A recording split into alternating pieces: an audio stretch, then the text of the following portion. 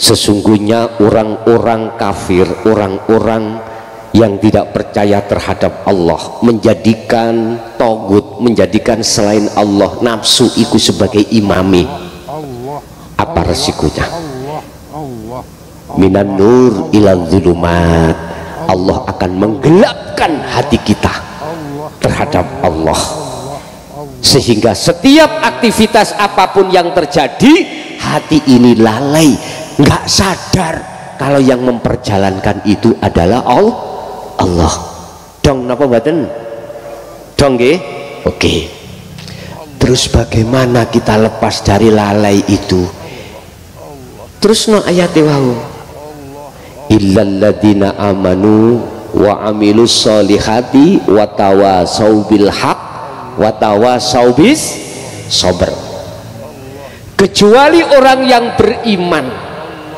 Siapa yang dimaksud orang yang beriman? Orang yang percaya, orang yang hatinya sadar dan menyadari semua makhluk termasuk dirinya ini bisanya nyapo-nyapo, bisanya apa-apa, sebab ada yang membisakan, yaitu hidup wujudnya Allah, zat baik di dalam maupun di luar dirimu. Paham? Hati kudu ono rasa, Bang. Ono iman, ngerasake ngiyakinake yen itu semua karena Allah. Ini amanu. Lalu wa amilu sholihah, ojo amanu tok, ojo percaya tok, praktek nong dulu bos. Wujudnya jenengan praktek adalah kholwat, sepekno atimu saka perkara selain Gusti. Carane gunakno terus pagi sampai sore, sore sampai pagi, hatimu dzikir terhadap Allah. Dzikir yang bagaimana yang dimaksud? Untuk bisa menghilangkan iman selain Allah, menghilangkan hijab tutup seperti ini, menghilangkan tutupi hati, penyakit hati. Dzikir yang bagaimana bos? Selama ini gak nok sing gelem bahas.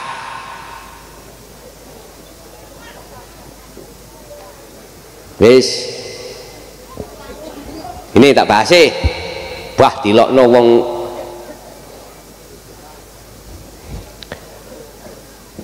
Kita kenal di dalam Al-Quran kalimat tauhid dzikir jahri muncul dari la ilaha illallah. Oke, iki muncul jahri. Allah iku jeneng bos, tapi jenengan belum tentu ngerti ruh sapa sing jeneng Allah. Buka surat Al-Fatihah ayat 1. Bismillahirrahmanirrahim. Dengan menyebut nama toh. Sapa sing ngaji nggak ngene pengalaman dalam rangka hal Mbah Kiai gede mekeno kali Mbah Jerman lan Mbah Nursan wong Mojokerto. Sapa? Iku lho wong sing tau di penjara tahun 2010 Pak, hari Jumat tanggal 21 Mei awal saya kasus 170 pasal 17 napa 170. Nek ana polisi ngerti, TNI gak ngerti, TNI gak tahu diajari pasal-pasal itu. Lawyer tahu apa junto 160 itu yang dipasalkan saya. Ketika saat Mojokerto pernah 2010 21 Mei hari Jumat Pilbub Kobar toh Mojokerto kobong 35 mobil mewah plat merah kebakar semuanya. Itu persoalannya. Wis roh ya 2010 itu tuh nasional kok ya kan. Nah, wes. Ternyata maksudnya gini ya. Son raimu iku ngajimu enak nang jopo. Saiki tak tugas awakmu ngaji harus ke dalam LP warga binaan. Caranya ya apa? Ya melok-melok ngono.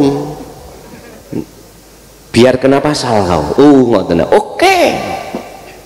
Botol keranting deng, Pak. Aja ditiru lho ya. Jadi tiru, sumpah aja ditiru. Zaman nalika ada premium, yaitu bensin. Tak isi bensin. Wis gak terus wis engko ana carane kok sampean tiru engko aman. Tak sumet, tak seleh nisore tangki. Wapi Pak. Pas mlebu mobilnya mobil dem keplok. Dem keplok, mari keplok dicekel ngek ngene. Wis akhirnya masuk. Tak anggap ae mondokku biyen kurang suwe. Ngono ae wis. Dalam LP 3 tahun. Oke wis mulai. Nyun sewu. Kula mulai kecil sampai mondok-mondok beribtidak sampai 95 pulang.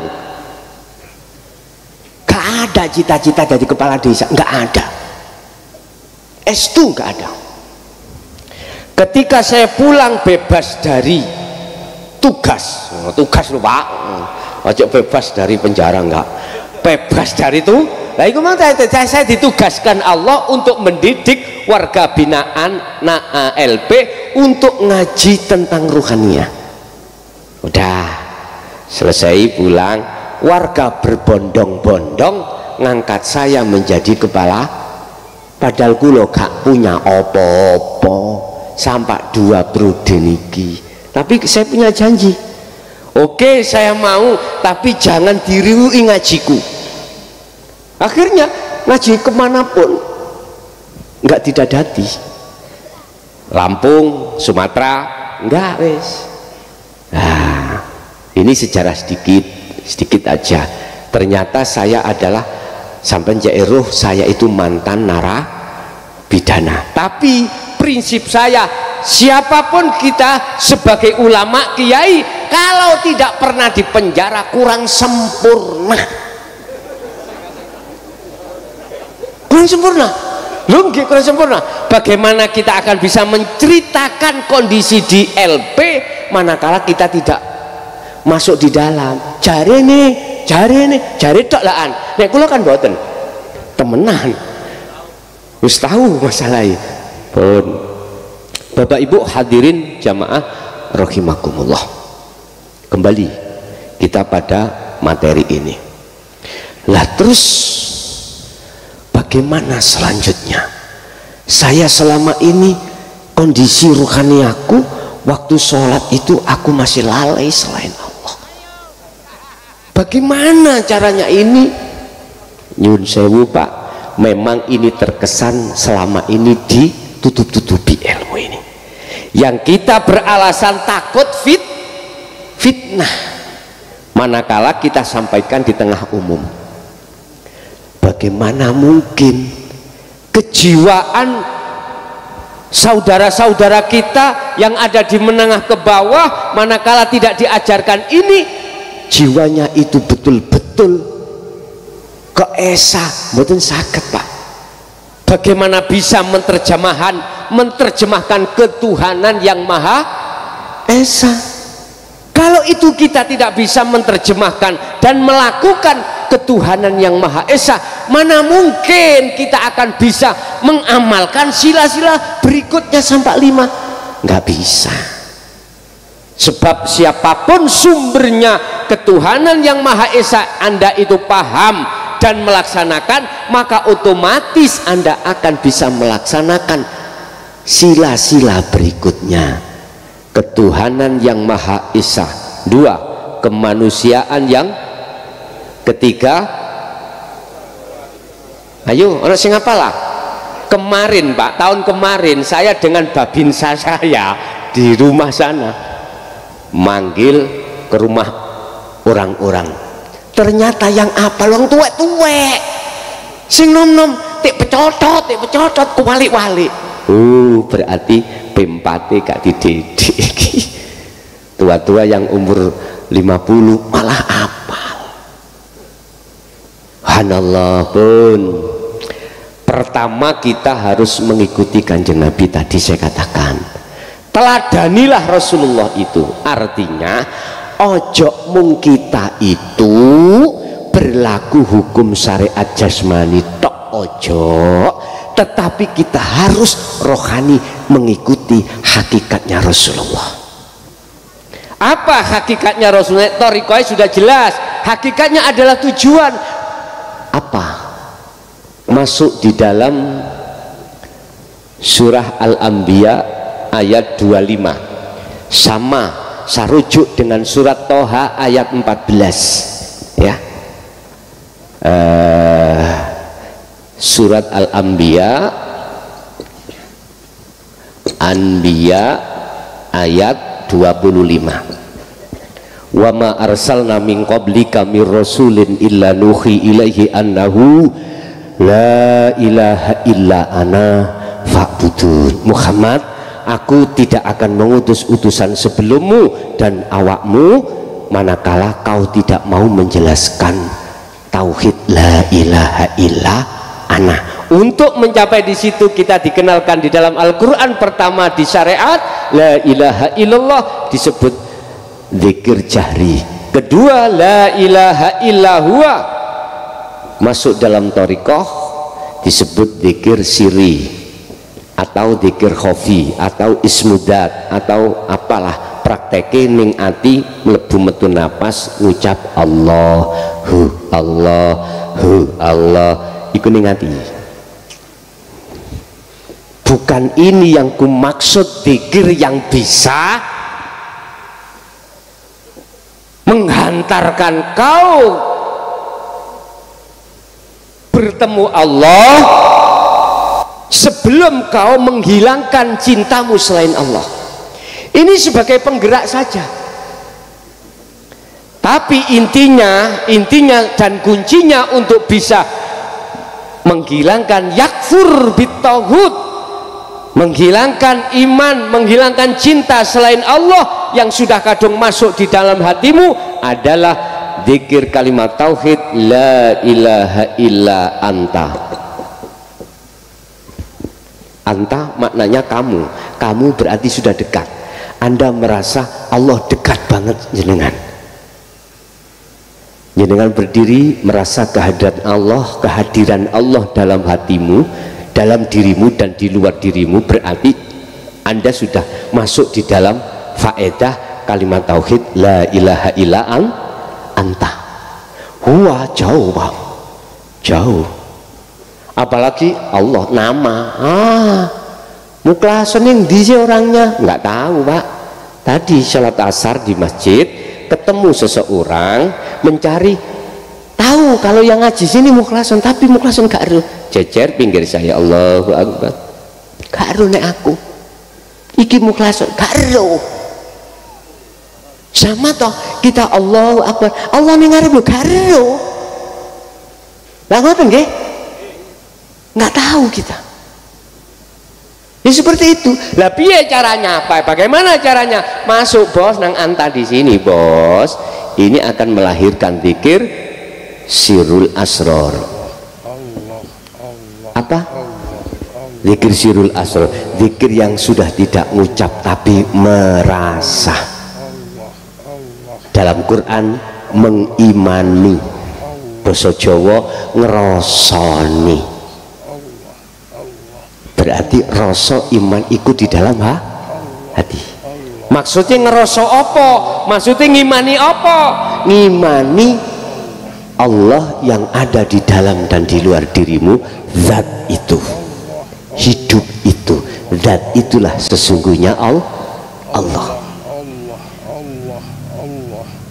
Nah, ketika Anda melakukan zikir tersebut, inilah fungsinya Anda itu melakukan fana, melepaskan semua hijabnya hati, lepas,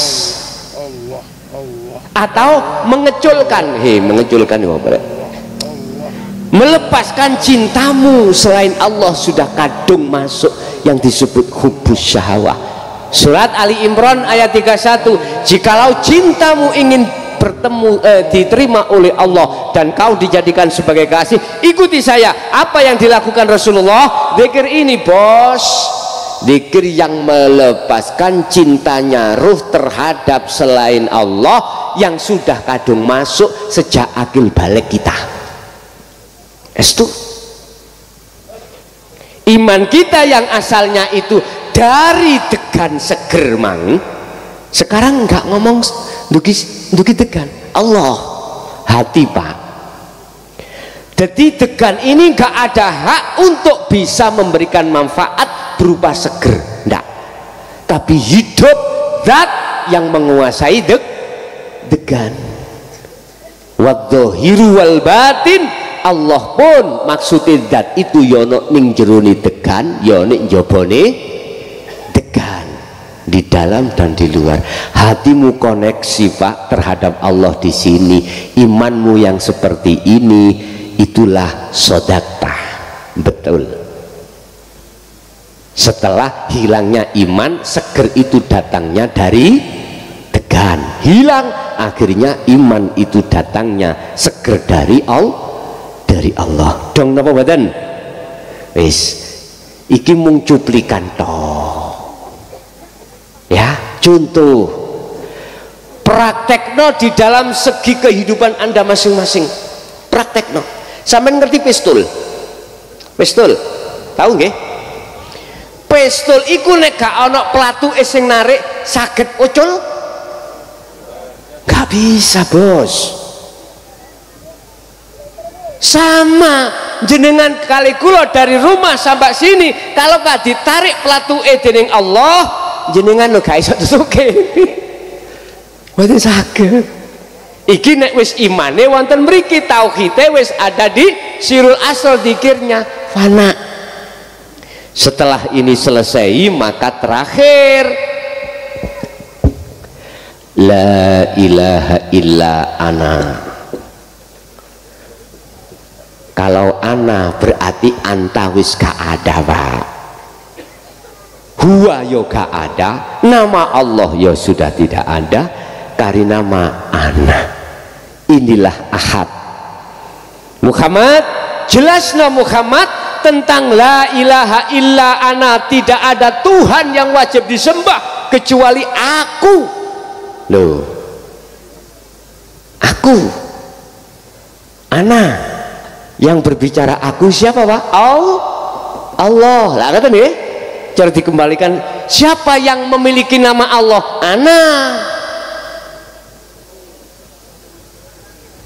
Anak iki jenenge sapa? Allah. Paham nggih? Muhammad cara bahasa cekak ini, ajarono umatmu sholat khusyuk. Wis intine ngoten. Ajarono umatmu iku supaya eling terus nang aku. Makanya orang Jawa berkata bejo sing qad aflahal mu'minuna alladzina hum fi sholatihim khashi'un. Qad khasiral ladzina kadzdzabu biliqa'illah. Sungguh sengsaralah seseorang ketika saat di dunia, hidup di dunia, dirinya itu mendustakan, tidak mau bertemu Allah, ruhaniyahnya terus bertemu kesenangan dunia. Itulah orang yang sengsara. Na'udzubillahi min. Jadi untuk menghilangkan hijab tadi Bapak Ibu, pertama dzikir sirul asrar. Diem, jenengan gak ngucap, tapi hati mengimani, hati merasakan, sadar semua yang berlaku di dunia ini yang memperjalankan adalah Allah. Pun iku asan terus. Dari segi aktivitas apapun jenengan asan terus. Kalau jenengan sudah mengasah ini terus menerus, Allah sendiri di dalam dirimu yang membimbing dirimu untuk bertemu Allah. Munculnya ana nanti. Bapak Ibu, terus tanda-tanda kalau di dalam hatimu muncul ana, artinya wusul datang Allah bagaimana? 3. Tanda-tandanya kekasih Allah itu ada 3. Di antara beberapa tanda yang mudah apa? 1. ammal arifuna la yarawna li anfusihim syai'an.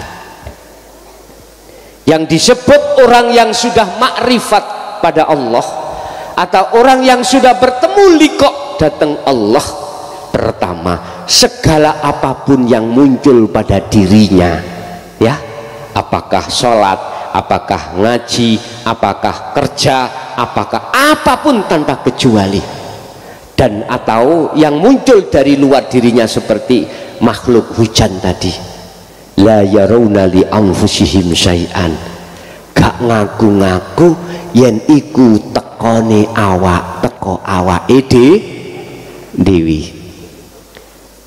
Dia tidak beriman dan dia tidak merasa munculnya perkara itu dari dirinya, sholat dirinya yang lapo-lapo, yang nyapo-nyapo, dan atau di luar dirinya seger teko degan, sudah tidak. Pertama. Yang kedua, yusyahiduna annal fa'ila wallahu ta'ala, justru di dalam hatinya bergemuruh iman, meyakini datangnya semuanya itu dari Allah Subhanahu wa ta'ala.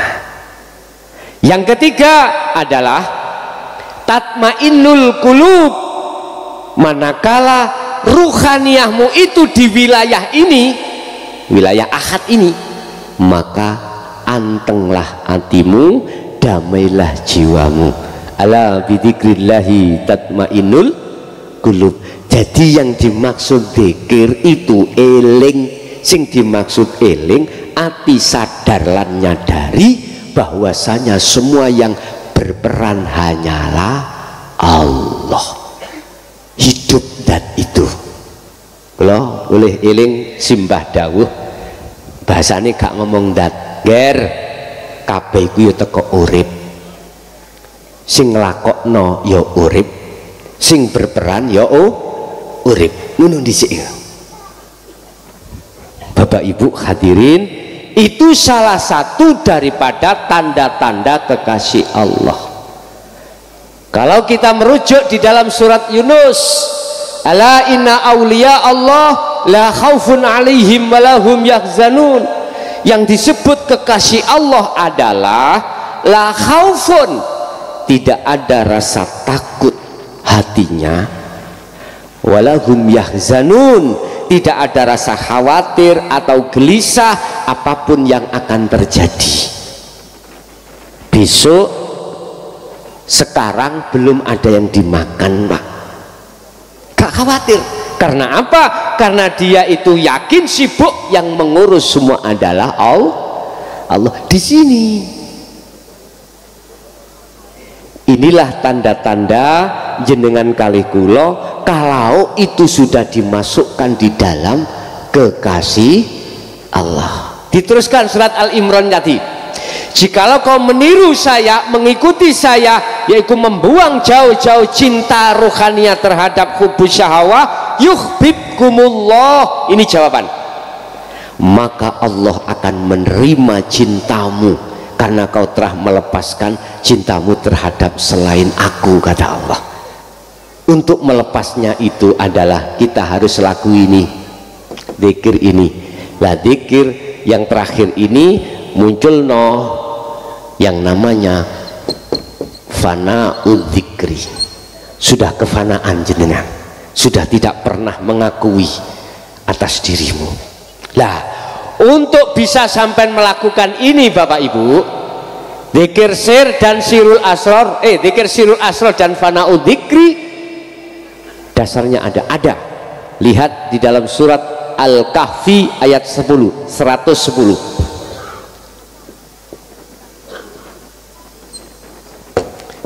110.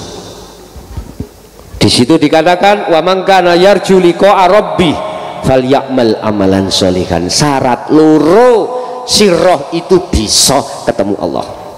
Pertama, falyamal amalan sholihan. Tiap saat dan waktu, tidak ditentukan waktunya atau jamnya, berzikirlah Anda terus menerus rohmu, hatimu. Yang kedua, wala yusyrik bi ibadati rabbi ahada. Anda harus melepaskan makhluk-makhluk yang sudah kadung masuk di dalam hati. Imanmu yang tadinya dari degan lepas men. Imanmu yang tadinya makhluk yang berkuasa, lepaskan. Gantilah imanmu, ruhaniyahmu itu hanyalah Allah. Itulah kesimpulan daripada pengawasan pada malam hari ini yang masuk di dalam tanda-tanda kekasih Allah. Jadi tak urai lagi, tak simpulkan, untuk menuju menjadi tanda-tanda kekasih Allah, satu, ikutlah teladannya Kanjeng Nabi.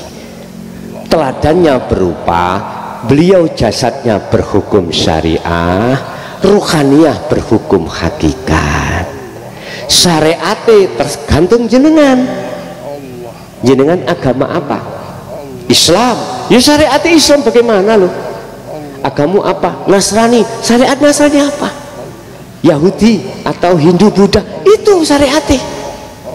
Cuman dikala Anda melakukan hukum syariat, makanya saya mengatakan kembalilah pada Tuhanmu, itu berarti untuk semua siapapun, agama apapun. Berhubung kita adalah umat Islam, berarti kita lebih konsentrasi terhadap Allah, karena nama Tuhan kita adalah Allah. Innallaha huwa rabbi wa rabbukum fa'buduh, hadza siratum mustaqim. Surat Maryam ayat 36 itu. Udah kalau kita sudah apa namanya, sudah melakukan yang namanya fana atau melakukan zikir sirul asrar dan fana al dzikri, maka selanjutnya kita harus masuk dalam zona yang tidak masuk akal, karena zonanya hati jenengan. Nanti jangan kaget jenengan dimasukkan dalam satu alam mukasyafah atau alam musyahadah, di mana itulah alam mukasyafah penuh dengan kumpulan malaikat, penuh dengan kumpulan para nabi dan rasul dan apapun di situ. Tapi bukan itu tujuanmu. Tujuanmu di alam musyahadah, yaitu alam bertemunya Anda terhadap Allah. Jadi yang dimaksud bertemu terhadap Allah adalah bukan maksudnya ruh ini bisa bertemu melihat Allah, enggak.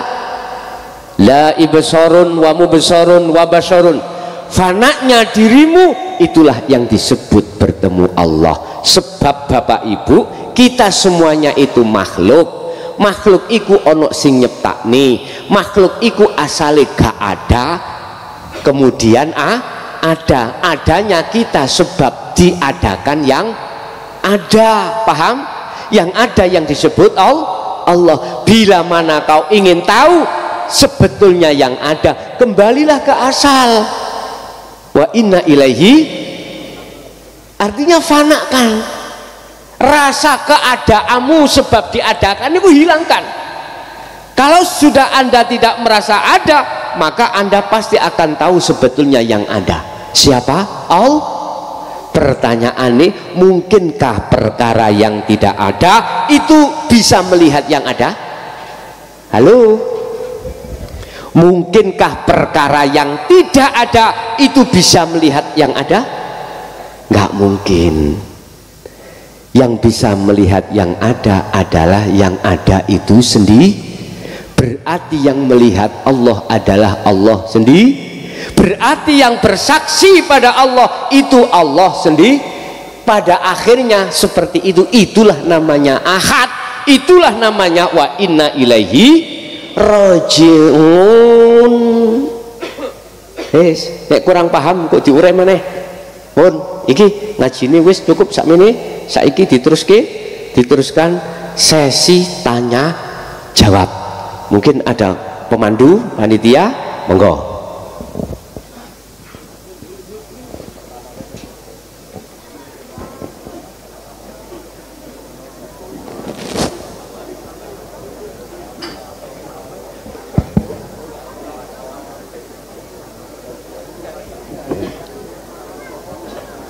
Monggo sing ditanglet. Nek gak diatur ini gak iso rokokan aku rek. Lah piye Pak wong sampean rokokan, aku mosok gak iso rokokan ya. Monggo, ayo menawi wonten kula dherekake.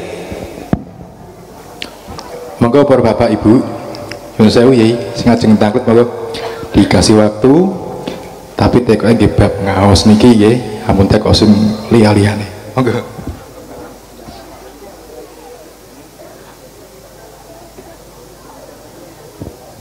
Iku wae. Assalamualaikum warahmatullahi wabarakatuh. Waalaikumsalam warahmatullahi wabarakatuh.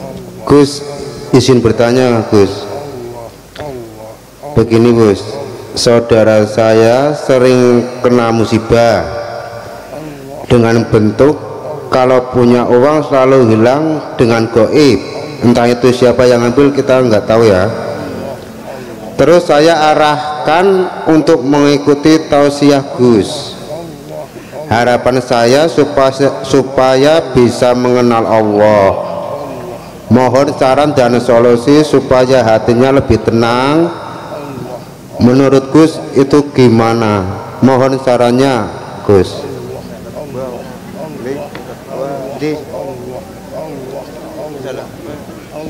Sampun. Ngapunten Gus. Yang kedua,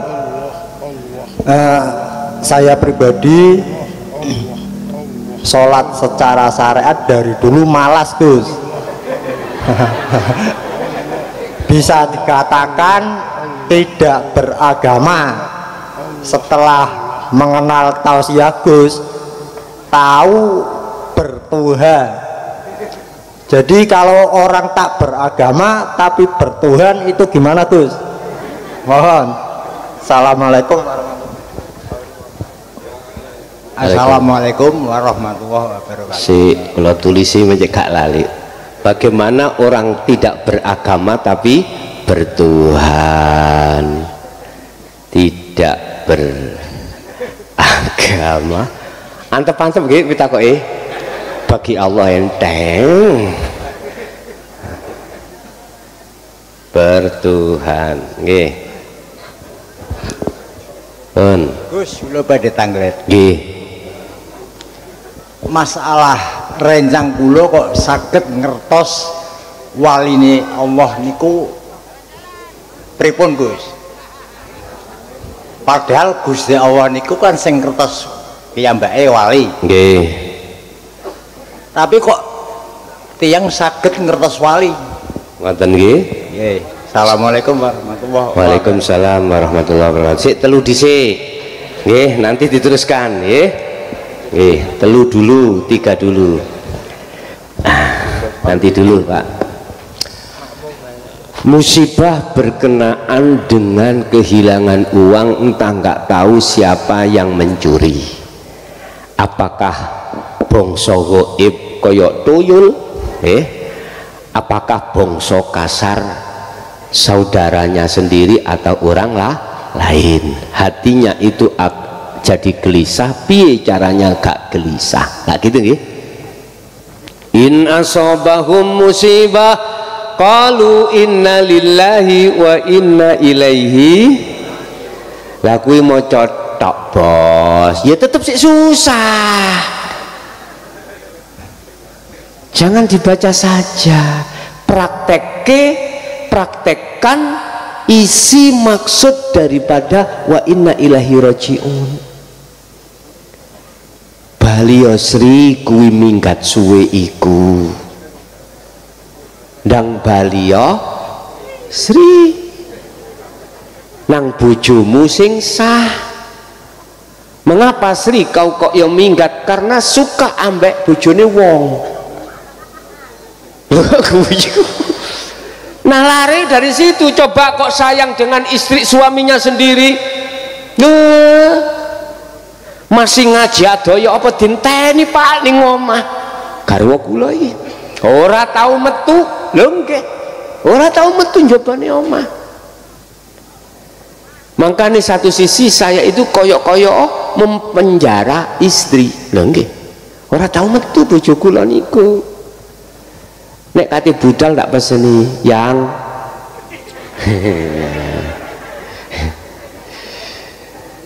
ngapunten yuga kula niki sudah 7 ya. Kalau saya berangkat ngaji anggapan sudah mati, berarti jangan diarep niku sing bahaya, mentafsirkan bahaya itu. Mungkin sampean kecantol lah ngono niki nek salah tafsir. Artinya Pak, apapun perjuangan saya ketika saat menyerukan dinul haq ini, resikonya luar biasa. Mohon maaf dan ya, saya sudah 2 minggu ini yang sudah masuk di dalam HP saya, tidak hanya orang yang beriman saja, tidak beriman juga masuk karena tahu nomor saya kan ada di YouTube itu. Ajaran apa yang kusampaikan hakikat untuk bisa sampai ke makrifat, dikatakan roti rasa tai. Sungguh memanggil saya bukan mukhlason nama, enggak, anjing, babi. Saya sendiri meniru Rasulullah. Aku kan cuman dipanggil di dunia maya lah gitu toh, hanya panggilan. Tapi Rasulullah bagaimana? Dihantam kotoran onta dan lain sebagainya secara fisik. Kalau saya dibunuh karakter lewat ajaran ini tadi, nyantai aja. Rasulullah berkata, semua itu datangnya dari Allah. Mengkondisikan ruhaniyah itu di ahad. Kalau sudah duduk di ahad, siapa yang mencela, siapa yang beriman, siapa yang tidak beriman, itu semuanya datangnya karena Allah. Ayatnya ada. Ketika Allah memberikan hidayah terhadap hamba yang digendaki, maka tidak ada satupun orang yang bisa menyesatkan. Tatkala Allah menyesatkan hamba yang digendaki, maka tidak ada satupun orang yang bisa menolong. Nah ini dasar saya. Mereka seperti itu juga karena digerakkan Allah. Nggih mboten? Kalau tak tarik di dalam hukum syariat, wah tukaran Pak, isok hukum barang. Tapi saya masukkan di dalam hakikatnya. Oh ya, semuanya itu juga karena Allah. Hujan turun ya karena Allah, apapun juga karena Allah, dilokalisasi juga karena. Jawab apa bos? Kok pedih sih men? Memang di dalam hukum syariat ada dasar Pak, apik dari Allah, kalau jelek dari nafsumu sendiri. Awak nafsu itu secara syariat salah, benar ya, seperti itu memangnya. Supaya apa? Kita secara fisik biar tidak melanggar aturan. Cuman nek tak tarik dari rohaniyah, semuanya datangnya dari Allah. Ning masjid ya Allah, ning lokalisasi ya Allah. Cuman pertanyaannya, mengapa si A diletakkan masjid, mengapa si B diletakkan di lokalisasi? Gak usah repot-repot gegeran, kabeh Gusti Allah kok. Wis, engko nek kurang paham didalami maneh majine. Pun. Bagaimana saya itu bisanya tenang?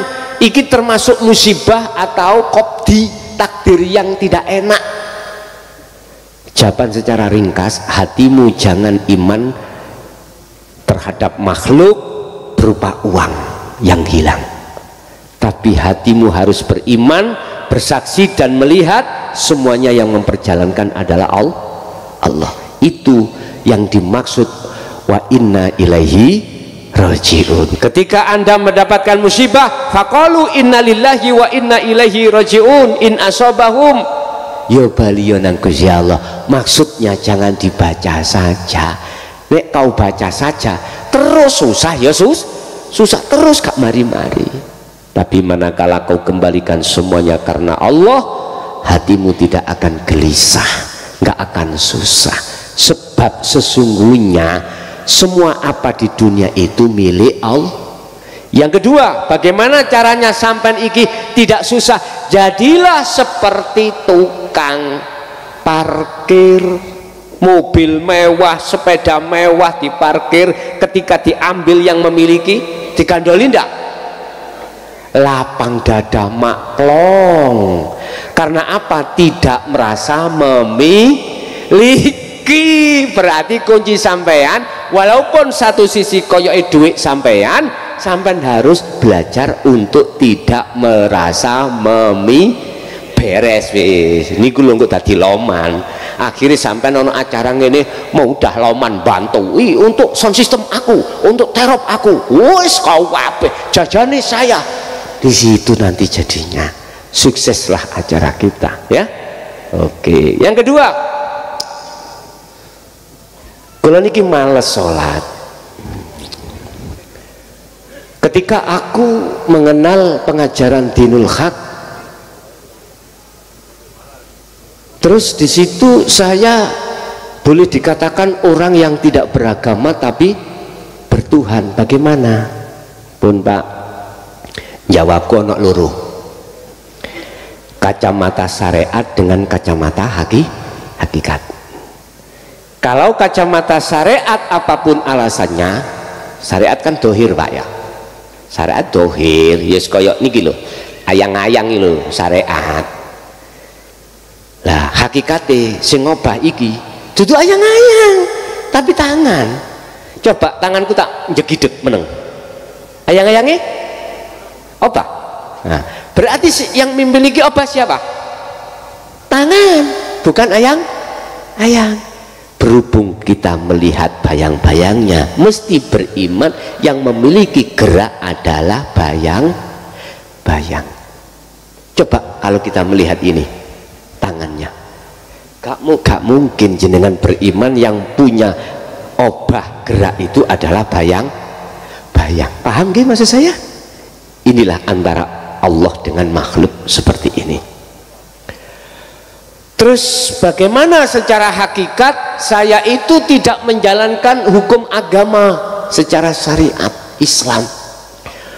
Sholat ya tidak, puasa ya tidak, apapun tidak. Tapi saya dikatakan bertuhan. Artinya ruhaniyah sampean ini selalu berzikir pada Allah.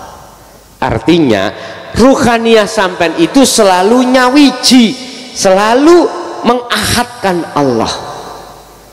Yun sewu, Rasulullah itu mendidik kita itu jalurnya tidak seperti itu, jalurnya wasilun. Kok disi aku gak nyalon sampai lo belum.